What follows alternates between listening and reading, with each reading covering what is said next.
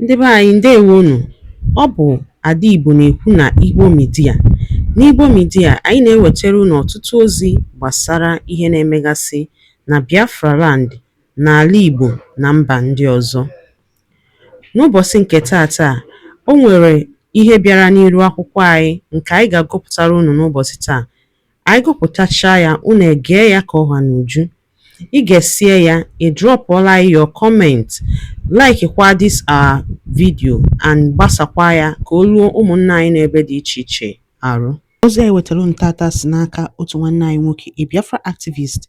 Dịka o si wetara anyị ozi ya n'iru akwụkwọ, o dere sị: breaking news, Sowore don scatter everywhere as he drops a shocking bombshell on the upcoming Free Nnamdi Kanu protest in Aso Rock.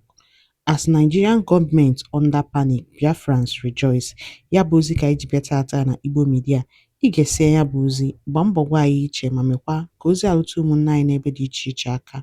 Ngwa gere ya ka ọha n'uju. You are a Nigerian, you can get away with a lot of things. But if you are Igbo, Nigerian, you can't get away with a lot of things. Yes. But you're not getting away with much. Yes, but the odds are stacked against you because you're coming with zero, and they did to you. I mean, it was in this country that there's a Yoruba nation movement. They even went and hijacked a radio station last year. Did you hear of any trial? Did you hear of any arrest? I'm not using that. I'm not saying that should not be the case, but we must tell ourselves the truth. Well, what has motivated you to take this step of calling on people to take to the streets to draw attention to the need to release Mr. Kanu? It's a number of things, and one is that we're friends, and we've been friends for a long time. In fact, I was one of the few people through Sahara TV that interviewed Nnamdi Kanu when he was relatively unknown, before he was arrested the first time. And I met him in 2019 in New York, had a conversation about the struggle for his people, and we struck a friendship then.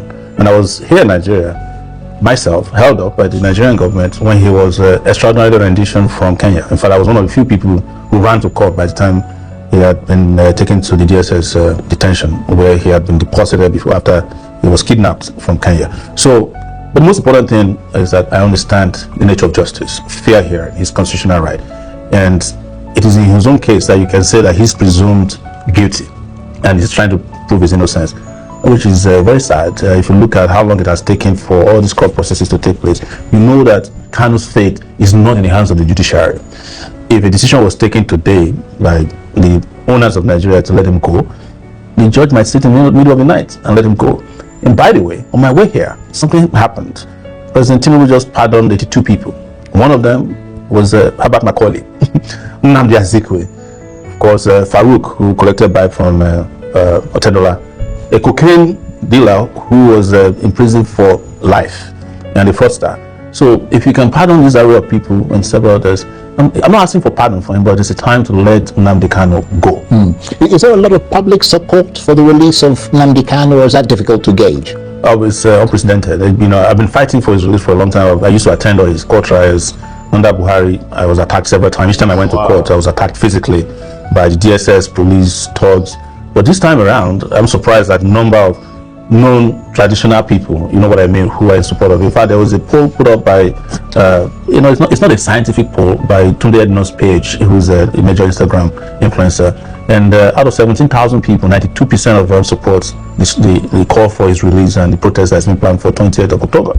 I understand you've tried to contact many leaders in the Southeast to take more public-facing action in support of Nnamdi Kanu's release. Have you been struck by their apparent lack of personal involvement and commitment to that cause? I'm not shocked, because I think on your show I once declared that Kanu's predicament, or his ordeal, is as a result of some person in the Southeast who took a decision that his release would jeopardize their political career and future. That I know as far back as when Tinubu freshly became president, because I was part of some conversation to release him, and they said at that time Imo elections are coming. If it comes out, APC might not win. And subsequently I realized that some of the communiques you see is just word of mouth by day. When they go at night or when they meet Tinubu, it's likely that they have a different position. And when I started contacting them in the last 24 hours, I'm shocked. Some of them that I used to be able to reach just switched off their lines. The ones I sent messages never responded. I reached out to Soludo, who I know personally. That's Charles Soludo, who is not Anambra State. No response till now. I reached out to Alex Oti, Alex Otti used to be a columnist for Sahara Reporters, so I know him personally. No response till now. The only response they got was a nominal response that no, we shouldn't have dragged us the way you did. Reached out to Peter Obi, they said he's in Rome. So but I sent a message that you can behave as Romans do too, just be part of this. But some have been encouraging. Senator Abaribe, I reached out to him, he responded, he said, I'm in on this. And I know that Abaribe suffered when he was a shorty for Kanu. In fact, I was sleeping on Abaribe's bed at the DSS in 2019 shortly after he was released, because he was shorty for Nnamdi Kanu. So the rep from his state at the National House of Rep also has signed up. A number of persons have signed up, some of them publicly, but there is no unified response from Southeastern political leaders or traditional rulers, or even the religious priesthood there, which many had expected would happen. But a lot of young people have signed up to this, and you can see that the Nigerian government is already pushing back because they've seen the response to be unequivocally in support of the release of Nnamdi Kanu at this time. I don't think they were expecting that such a response will be so favorable and swift. So is this what you think is needed to push this Nnamdi Kanu issue over the line and perhaps change President Tinubu's view of Mr. Kanu, and not the sort of behind-the-scenes quiet diplomacy that has been going on since? It's obvious that diplomacy cannot work. If it was going to work, by now it would have resolved the issue. I think they use the diplomacy or their proclamation about diplomacy to just make the public become a little lethargic about his release, so that nobody, they're working on it, don't worry.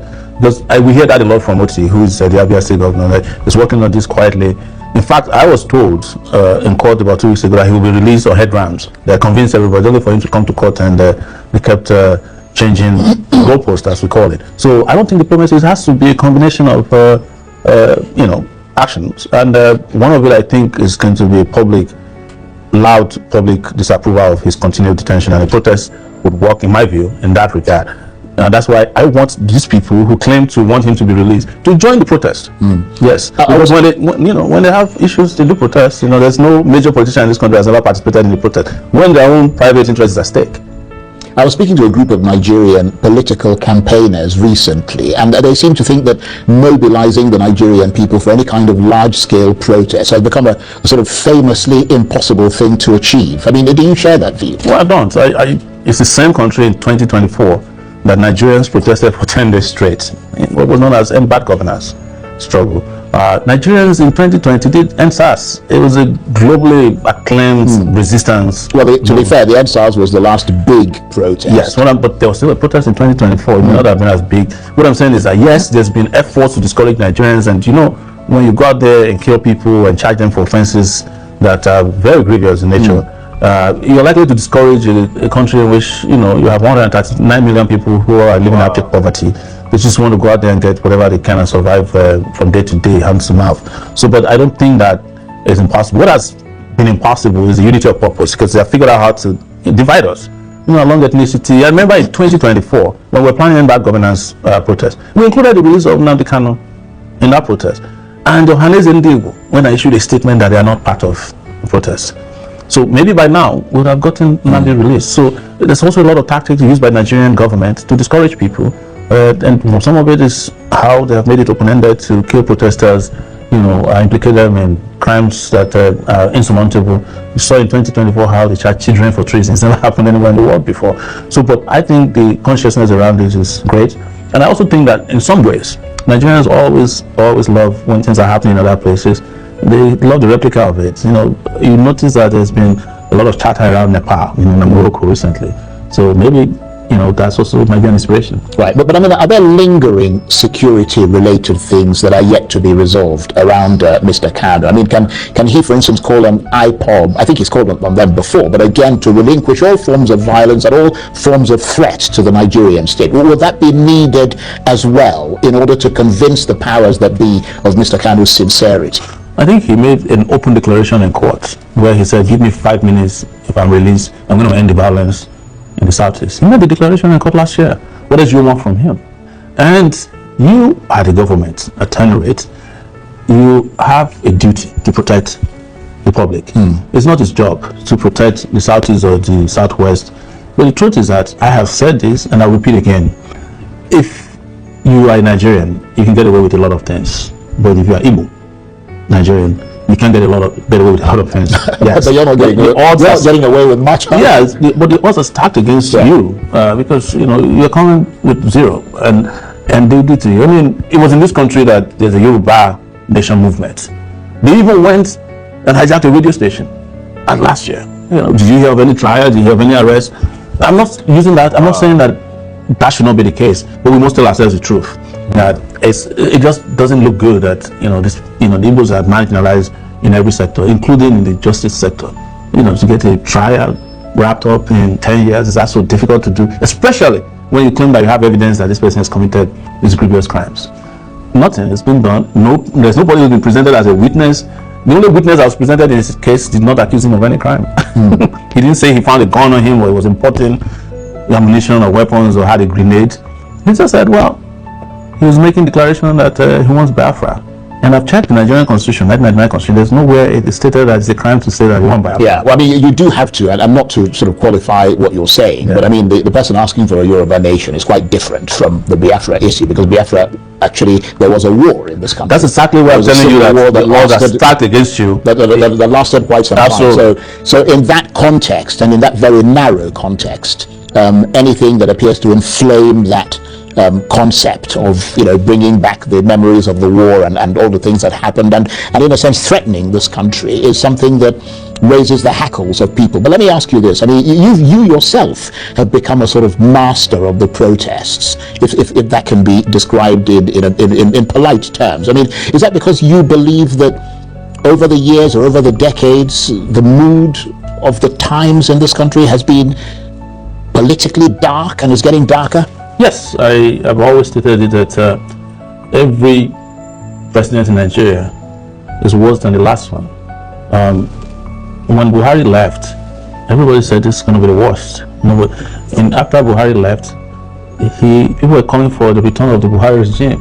So that shows to you that. To be fair, I haven't heard a lot of people calling for a return. I heard a lot of people who said, well, in preference to the two. I've heard people say, give us Buhari fuel price, give us Buhari's naira. Yes, I suppose in that sense, because the prices were lower. The same people also went and gave Buhari a rousing burial. So it doesn't look like they hate him. I was probably the only person who said, this guy don't deserve the kind of monumental, acclaim and cheerleading that followed his burial. But that's the conversation for another day, because it's no longer. But the truth is that the country is getting darker. The electoral process has become very Byzantine. Nobody believed that elections can deliver votes that bring about credibility, that they can be free and fair, and that it is the people you vote for that will get declared as winners of the election. Of course, you've seen poverty. Yesterday, they said, this is from the Nigerian government, that from 81 million people who are in abject poverty, we have now moved to 139 million, and we have 200 million people. So we're not making progress. That's the truth, either politically, economically, culturally, and socially. Well, the government is disputing those sort of World Bank figures, and they would say to you, I'm sure you've heard them say it many times, that your view of this country is particularly melancholy and despairing. But they've always said that, and I've never been wrong. They have been the ones who've been wrong. My position on politics, economy, in the way the justice system works has been, right. I remember in 2019 when I was arrested in the charge for treason. I made it clear. I said, no, this is going nowhere. And that's what happened. One day they came and withdrew their charges. So when I said to you that elections are not free, fair, or credible, or that they're allocating votes, I'm not lying. When you look at it, you find out I'm right. So I expect a lot of Nigerians would agree with that. And on the issue of Nnamdi Kanu that we're talking about today, I've always stated that this trial was not going anywhere, and it hasn't gone anywhere. And that's why we're asking them to stop wasting resources, time, energy, and emotions on this, because the DSS spent millions of naira to come and carry out this charade in courts. They had to lock up every street just to come and seek an adjournment. And would you say that dark theme that you talk about, that kind of overshadows this country, has resonance for many Nigerians? I mean, you do have a huge following, but do they see this country as darkly as you do, and that sense that everything is about to explode? They see it even more than I do. That's why they are leaving. That's why most Nigerians, whenever they have the slightest opportunity to leave Nigeria, you don't leave a place that is that's going to explode. I mean, that's making progress. You stay and wait for it to see the progress happen. If this place was promised land, people will be coming in. But because it is not, people are living. The only people that are left in Nigeria are people who are stuck in Nigeria. Now, probably people who are dinosaurs who can't go anywhere because they can't sense danger. But you're not stuck in Nigeria, are you? I'm likely stuck. This is my passport since January. But even if my passport was not seized, I'll be here. That's a decision I took a long time ago. Even though I have a right to move freely around the world, that I'm done with being, having a career in being, an exile or, being another person's country. Yeah, because why did we go there in the first place? We travel 12,000 miles just to go and drink drinkable water in America, enjoy electricity, drive on good roads, get good jobs, send our children to school. That's why we all leave this place. If we have that over here, nobody would be a second-class citizen in the UK or anywhere in Europe. Those are the basic reasons why we leave this place. We go and seek hospitals that work. We go and drive on roads that don't kill people. We don't want to live in darkness. We don't want our neighbors to cut our necks off because of insecurity. We don't want our police to jail us when we haven't committed any offense. That's the reason we leave. Those are the basic reasons why Nigerians are living in droves. If those conditions are in place, people who have left will return by tomorrow. Some of them will return without taking a single bag of clothing to come back. But Nigeria has denied them that opportunity, and it is because of that darkness that is hovering over Nigeria almost perpetually, day and night, that people are living. That is their own way of expressing that things are not good. Daalụ rinne maka isonyere anyị n'iru akwụkwọ n'ụbọchị nke taata. Ọ bụrụ na ozi anyị wetara gị dị gị mma, gbaa mbọ gbasaa ya ka o rute ụmụnne anyị n'ebe dị iche iche arụ, ma gwakwa anyị ichere na kọment sekshọn. Ngwa ka ọ dị.